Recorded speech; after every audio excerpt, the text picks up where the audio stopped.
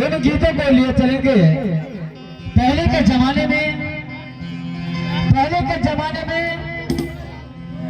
सुवारीला कर्मा दरिया सैला डंडा रख करके सैला नाचा करते थे।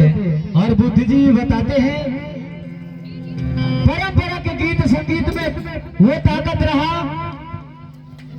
कर्मा दरिया सुवारीला लेकी सैला गा गा करके और नाच नाच करके और पानी को बरसा दिया करते थे। ऐसे बताते हैं। ठीक उसी प्रकार पहले के जमाने में हमारे माता शक्तियां लोग सिगरी जला करके झुमर झुमर के कर्मा दरिया सुवरीला नाचा करते थे।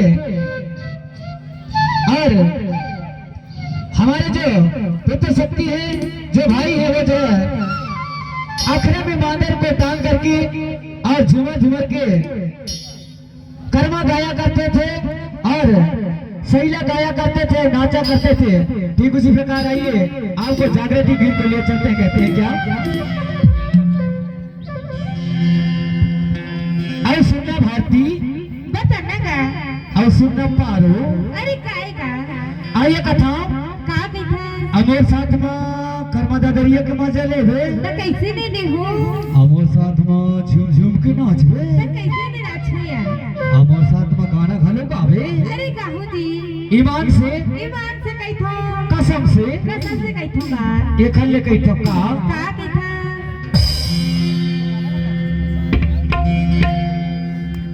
हाँ हाँ हाँ ना बजा ले लो। अच्छा हाँ ना बजा ले ले। आना मजा ले लेना मोरे जवारा।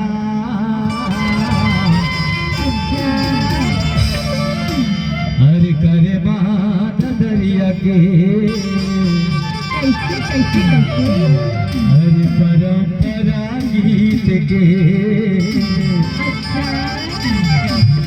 हर गुणवानी गीत के तरह